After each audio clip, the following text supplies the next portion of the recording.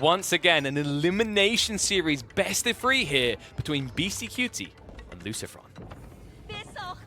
Here we go, the Delhi Sultanate against the Mongols on Kawasan. Villagers heading towards those ponds. Should be one on each both side. sides. Town center been placed. And as the Mongols like to do. Oh, wait, no, huh? it's that spawn, Crackedy. Sometimes you get a spawn where you both are on the same side, so you don't go for your own lake. You go for the same lake. He goes for both lakes.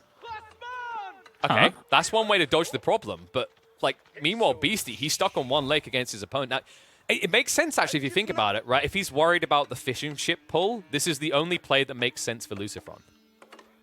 Yeah, I mean, on the other hand side, though, he doesn't have any villagers right now gathering food for him at all. Wait, how many is he queued, though? Yeah. Like, we really need to check how many villagers have been queued in the Mongol CSC, because this is I think there are 2 remaining, and he really needs to get some food and come fast. Okay, now he has 2 villagers on food. He's done the timing. He's done the maths. It's gonna, yeah. Crackedy, it's gotta be in time. I know you got Crack in your name, but he's not doing that, okay? This guy is switched on. LucifroN knows what he's doing here. It's going to be a very fine line that will make you uncomfortable, but he's okay with that.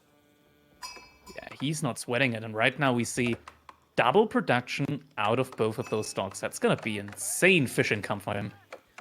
It is. One of them is probably going to eventually be forfeited, right? The early aggro that can come out, because the Delhi player will eventually not just bring an archer ship and a spring hold, he'll bring all the fishing boats as well. Ooh. Yeah. Hello. Manuscript trade coming in soon, and I wonder if Beastie will actually go for the effort and send his scholar all the way over to the dock and put in, because in theory it's worth it, right? You get 30% faster production out of that dock. That's like China on steroids.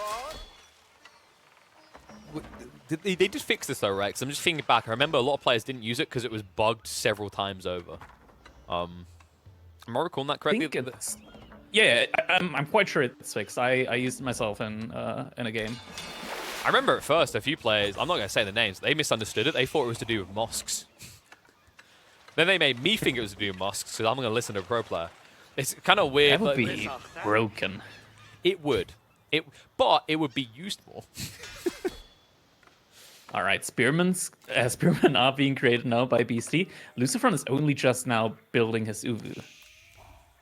I mean, it's the price you pay when you go double docks. I find it does drain your wood a little bit, that plus the fishing ship generation. I'm wondering if he even makes anything, like a barracks at all. I think he could, like with double dock, he's got so much food income right now, he could probably just go to Feudal Age instantly and just make some archers instead. I think it's better. The problem is, like, BC's already started building spears, so LucifroN, it's going to be a hard commitment. Yeah, 8 villagers. You have to here, right? Because if you wait too long, those spearmen that BC's now Congo lining in will get rid of those docks. There we go. Yeah, BC is not going to get a whole lot of value here with those spearmen at all. The A-job is just going to be happening too fast, and then a single archer ship means that all of these spears have been created for nothing. He does at least spot out the other side, right? It looks like... Has Beast... Wait, what? Have I just got a graphic bug, or is there a yellow unit on water in the other pond? No, it's a selected unit. Oh, okay. Yeah, it's selected. Well, clearly I need to change the tint on my monitor there. For a moment, I was like, how has he gotten that unit there? He's a god. HDR gaming. Yeah, you know, new unit. It's a new unit preview, Crackedy. We're getting what was it called? It was just Stronghold. It was the Picts. They used to, in Stronghold Legends, they used to get the shields and they'd sit on them and swim. That's a fast Feudal Age, considering that he did go for those dogs. That's actually really, really fast Castle Age, I say Feudal Age here, for double dock and no idle time. That's only something that you can do with the 12 villager start. Exactly, that's the thing. Like, all our expectations, this is the crazy part about the 12 villagers. Like, I feel like in a lot of ways, the 12 villagers is probably the biggest change out of all 3 rounds we're going to have, because you have these timings, these feelings of timings, and they completely become warped when you start someone off with double the villagers. Looks like BC is committing, though. He's spreading out all of the spearmen, so the fishing ship, the archer ship, can't get a lot of value out of those, and yeah, he's gonna get it done. So let's talk. It's reached that time of the week, Crackedy. We're gonna have my conversation. Let's talk about Stormtrooper archer ships. This RNG, it's kind of absurd. I'm not the sure. fishing ships are gonna get pulled as well. They suffer from the same RNG, though. No, they don't. They target fire. Fishing chips too. Really? Yeah, but yeah, you can dodge the fishing chips. I never see arrow, people you do can it. Dodge it. You can do it. Oh wait, yeah. What the hell? Oh wow, that's more deceptive, right? Because it looks like the archer ships, the fishing boats are still hitting, but they just miss. Yeah, it's actually. I mean, LucifroN isn't dodging. That's true, But like if he would dodge. but hear me out. When he walked one of his boats away, shots were just missing, even though they looked like they attacked. Oh, okay, that's a lot of villagers that were being pulled That's here. a lot of dead villagers. Oh, Oh no, they missed. Yeah, but when you stand still, they don't. That's the problem I see here. Right, that's the difference, by the way. LucifroN played his share of Age of Empires 2 here, but that's a lot of idle time in the fishing economy for Beasty, though. That's true. Look at that, and he's lost so many fishing ships as well. He lost his spearmen, he lost his fishing ships. This might be GG here, actually. Like, looking at that, with how much Beasty has lost. He did get up a dock on the other pond, but right now, looking at the economy numbers, this is going to be really rough, and just the numbers of units that were lost so far, destruction value for LucifroN over 1,000. Absolute insanity what we're seeing. And what in the name of the Great Khan have I just witnessed? What turnaround here? You mentioned like the inaccuracy of the fishing boats and the timing on LucifroN pulling that away. And the whole wow, this one little boat that wasn't really capable of healing through those flurries of arrows if it just got targeted down, existed. And dragged LucifroN back into contention on a second lake while he farms his arse off safely on the other. And by the way, Beasty's just joined that lake. Warchunk coming out immediately, though. Beasty already queuing up a demo ship behind that, though. This is the correct way. You make an archer ship, you let your opponent know, hey, I got an archer ship here. And then the next thing you queue up is a demo ship, so as soon as that Hulk comes out, you immediately have something to kill it with. But if he doesn't kill that with the one demo, actually, just passing. Wait, well, you don't go off the fishing boats here, though. Because you can't kill them on one demo either. So there you go. It'll be a pullback. And an immediate pull to heal it, and it should be good enough. He even sunk the archer ship. Another one! Body block it. Body block it! Yes! Stay away from me, you infected being! I was so close. I mean, still, he's happy with this, right? Takes out the archer ship, costs 2 demo ships to get rid of his Springhold. This doesn't feel like a good exchange for Beasty. Yeah, it's not a good exchange, but Beasty needed that one because if he can't get that down, then he effectively lost water right there. But he is not gonna win that other pawn. I'm not sure what Beasty is gonna do here now because it's evident that he's gonna lose out on water. It looks like he's gonna go for a castle age timing here. That's the problematic thing to do. You need some troops to defend with. LucifroN is aggroing on land with those few archers. That's going to deny the word, which is problematic. So any attempt to mount a defense on the seaside is about to fall flat anyway. Beasty will have no choice but to rely on this castle age timing. Yeah, I mean, we did see, or I think pretty much everybody that played against Delhi recently on the ladder knows that there's a new kid in town when it comes to OP strategies, and that's just the compound of Defender and the keep spam with the village fortresses. There's always a way to get back into the game with Delhi right now. Admittedly, usually that's on a land map where you haven't given over both ponds, and you maybe have a few more scholars to unlock the tech quicker. But if LucifroN does sit on his ass for 4 or 5 minutes, agreed. Like, Beasty could easily park himself and get back into this game. I mean, there's a good amount of resources that are relatively far to the back on the side of Beasty, like 2 stone mines to the left of his base that are like really far into the back of the map. It's possible.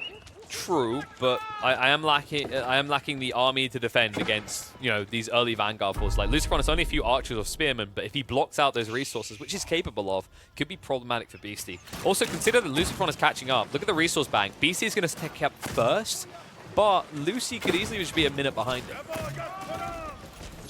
Oopsie. Oh, demo ship is going to connect. Both demos are going to connect.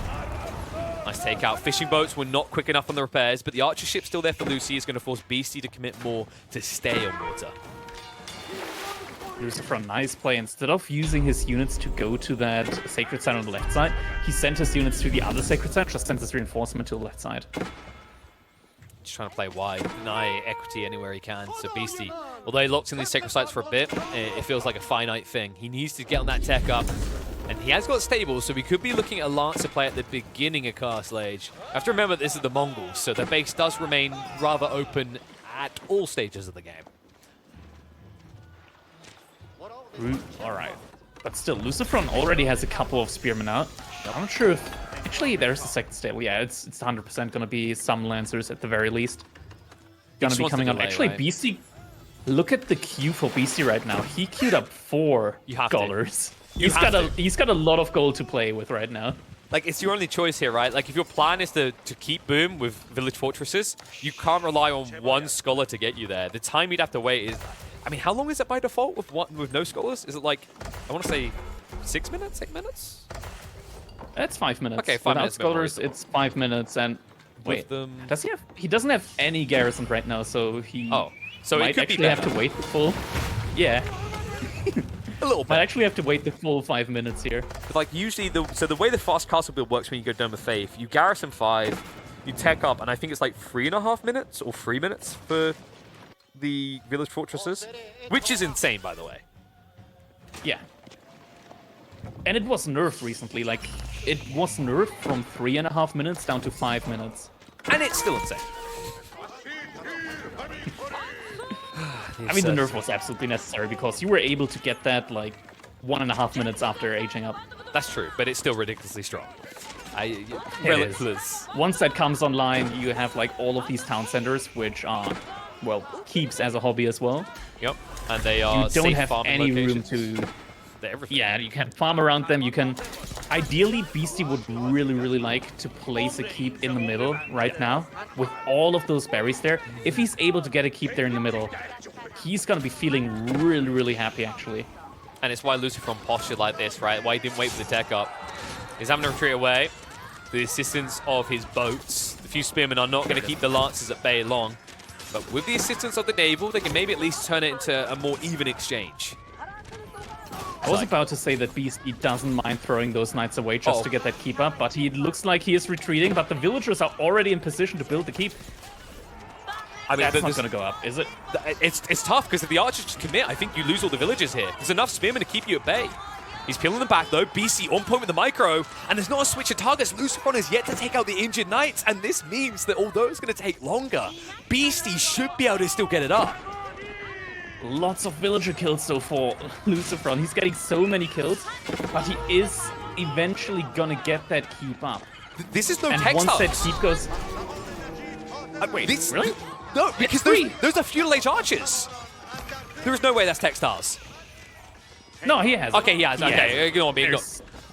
Okay. Yeah, but I get it. Like those. They were dying didn't fast. Look like they were. They were dying absurdly fast against feudal age just archers. Because Beasty doesn't have a blacksmith. Well, neither does LucifroN, but that's fair. It evens out. So it's like 5 damage. It's 5 damage per archers. Excuse me, folks. But it's like it was absurd. I think that was 10 archers, and they were sniping down the village quickly. But after all is said and done, Beasty will be able to establish control in the center of the map. Lucy has to reset. And you have to wonder, like, yes, he's got the ponds, but what else has he got going for him right now? There's no secondary TC play. He hasn't necessarily massed Lancers to flood the field with yet, and it just got harder to flood when you consider BC's position in the center. How many keeps does BC have now? I feel like he probably is already sitting at, like, 2 keeps at least. He's... Now that's the second one. There you go. You're just checking the stone out comments like, well, he's exhausted the whole thing. Where are we going here? I mean, there's actually an absurd amount of stone available to him still, right? So he's got 2 keeps worth still in that corner where he dropped a keep. BC, by the way, loves to do this. He's one of the most frequent purveyors of this approach. Drop a fort on a resource location and exhaust it to build 3 more forts. And he's got plenty of the north side to still exploit as this game goes on. Yeah, I feel like what LucifroN needs to do right now, he needs to get to the point. I mean, obviously, he has the economy for it. He needs to get to the point where he's able to destroy the keeps faster than Beasty can beat them because build them. Because otherwise, this boom from Beasty is never going to stop. I mean, the other problem here is, like, you know, you can't afford to be on the defensive. It's one of the things Mongols hate. I think it's actually the thing they hate the most, other than, you know, English shortbow villages stopping tower rushes, is having to deal with pressure on them. They can't wall up. They can outpost, but they can't drop keeps. There's no easy way of protecting themselves against these raids. Yeah, you definitely need to make a couple more outposts there if you want to be safe with your economy, because just a couple of knights, as BC is using them right now, is going to be enough to really, really annoy you there. Some spearmen there, so he's going to be fine, but every single time he dives there with the lance attack, he's pretty much guaranteed a villager kill. If not more. Spearmen, they can at least react right with the charge there, plus the Yam, they can somewhat gap close, but Beasty, this is just a distraction. He's drawing attention away while he gets everything he wants. The relics, the keeps, even the kitchen sink are all going his way right now. Let that sink in right now. LucifroN sitting on 50 military units compared to 10 on Beasty's side, and he's got the improved siege engineering, so he is going to be able to build trebuchets with his units, and that's big, because when you can build trebuchets out on the field, you have the potential to take down these keeps really, really fast. And yeah, and the outpost this is that keep is not going to be long for this world, because I'm sure that it's not going to stay at that one trebuchet, right? Those are cheap. He can mass a bunch of them. Probably 3 or 4 in the next minute. I wouldn't surprise me. And the other thing you have to consider for Beasty is now, LucifroN's only now realizing that military edge he has that you talked about. Now that he's probing the back of BC's base and seeing no units, nothing to defend with, this is where he'll double down. LucifroN has a timing attack on his hands, and he'll even prevent the walls on the flanks from going up. You keep in mind, the Compound Defender does not just reduce the key price, also reduce the cost of stone walls, as well as all of the emplacements, so Beasty can make a ton of use of those, and he is producing out of his keep. I wonder if he's producing out of all keeps, because it's really tricky to produce villagers out of the keeps, just because of the hotkeys. Yeah. So you have to actually select them with your TC in order to be able to use the standard Q hotkey, else it will just make sprinkle emplacements. Oh yes, I hate that. I hate how you can't actually customize that. It's the same with the double production with the Uvu, right? Like, it's just always obnoxious to use. Trebs are starting to put some pressure on. Panic Siege Workshop coming up, but there's so many knights here on the flank from LucifroN as well, and it's really tough for BC to hold this, actually. Like, I don't see him holding against Siege on field. Like, Mongols is probably the best civ to pick against this, just because you are able to build Siege on the field. Probably Abbasid as well, but Mongols just come online a little bit sooner. Well, the Abbasids can't build the Trebs, right? That's the catch. I guess the best way of thinking it is that you can be reactionary as the Mongols, and now with this many knights, he's able to dive and prevent the repairs from coming through. A clash that is not going to favor BC. He's going to have to forfeit the entire forefront here and retreat to the main base. There is no way you can hold this area. So many villagers going down. We look at the worker kills. 35 villagers, 36, 27. So many villagers have gone down for Beasty in this game. There's a couple of crossbows, but they're not going to be able to hold against the amount of knights and spearmen that are on the field right now. Actually, never mind. They are going to be able to hold now with reinforcements coming in. I feel like LucifroN might actually be overstaying his welcome under the keep a little bit too long, but it's worth it. Getting the sprinkle down is worth it. Yeah, he can definitely get it. There's no way this castle's going to stay up. Repairs coming through again, but a few knights still massacring him here. It's going to be tight. If a new flurry comes in, it's going to be all over for that castle. And remember, BC's burning his ability to drop another castle behind that and dropping his ability to take this game. LucifroN opens the series with a win. That was such a well-played game by LucifroN. Going for that double dock opening, that is just really, really well played. You know, like, we were able to see that he did the math behind it, and he figured this is worth it, and worth it was. And the cool thing is, like, that's the type of strategy that maybe only one other player who's participating this week knows about, right? It's the type of thing that him and Vortex are probably kind of attuned to. We mentioned that when you consider all the permutations possible, the limited time, and the fact that doubling the villager count at the start changes the entire outlook of the early game, there's only so many builds that people can practice for, experiment for. And as we know, BC wasn't able to scout out the dock for, what, the first... I think it was like until minute 9, maybe? That he didn't see that there was a dock on the other lake. Yeah, look at the economy difference here. Obviously, Beasty invested a lot of resources after losing water into keeps, but just was not strong enough with those keeps in order to boom himself back in time. And LucifroN just really, really keen on putting up the pressure, like keeping the gas pedal pressed all the way down throughout the entire game. And that actually, I think, really meant the win here for him. Now we're going over to Canal, Beasty's home map, and he's picking the English.